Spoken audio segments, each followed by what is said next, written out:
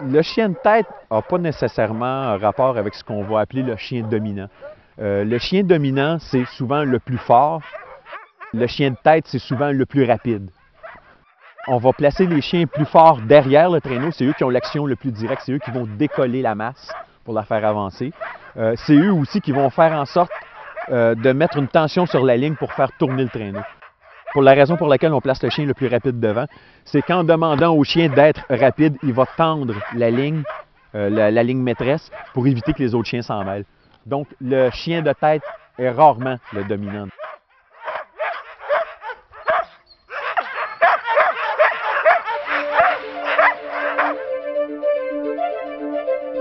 OK, mange, mange! Il n'y a pas un chien qui est pareil. Parce qu'il y a des chiens qui vont bien courir, mais qui ne tireront pas. Il y a une différence entre un chien qui tire et un chien qui court.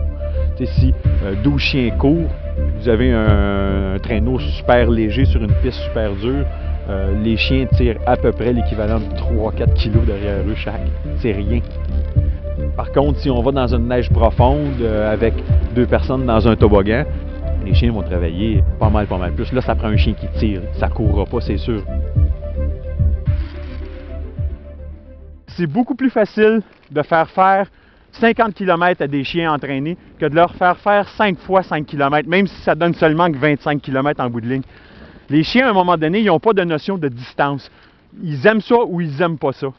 Puis à un moment donné, quand ils tournent en rond, mais là, ils sont désintéressés, ils voient les copains, ils ont le goût d'aller jouer, puis ils tombent beaucoup moins concentrés. Ils deviennent vraiment pas du tout concentrés, je dirais même. C'est pour ça que c'est important, comme là, c'est pour cette raison-là qu'on va aller faire le grand tour, là, ça va les dégourdir. En avant.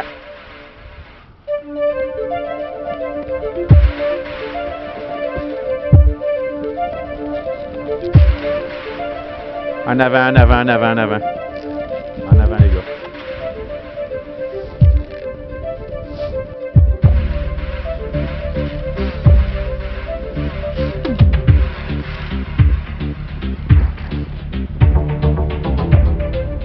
Si tu regardes les chiens de derrière, là, dans les courbes, là, tu vas voir le chien intérieur s'appuyer dans la ligne du centre. C'est lui qui va faire que le traîneau ne coupera pas trop à l'intérieur. Regarde, il s'appuie dans la ligne du centre. C'est lui qui fait que le traîneau peut prendre la courbe plus large et on n'a pas frappé notre arbre.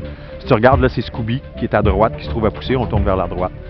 C'est pour ça que chaque chien dans l'équipe est important. Les chiens de tête vont donner la direction et les rythmes. Dans une très grosse équipe, les chiens de pointe aussi, ceux qui sont juste derrière les chiens de tête, vont donner le rythme. Ah! Ah! Ah! Là, on voit les chiens qui donnent la direction. OK, mange! Mange! En avant!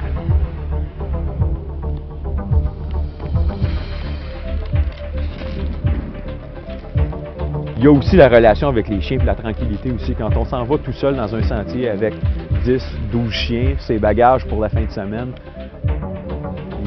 il n'y a rien pour arriver avec ça.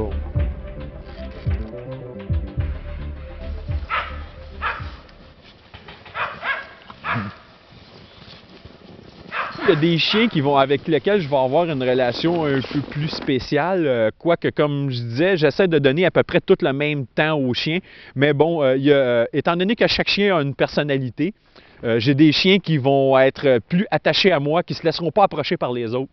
Donc ces chiens-là, évidemment, il y a une intimité qui s'installe parce que je suis un des seuls êtres humains à qui ils vont faire confiance.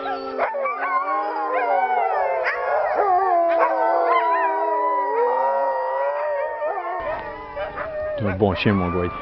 Oui, t'es un bon chien. Mon gros coco. Oui, tu fais un good job. Hey, mon gars, ça te tente de faire une stride?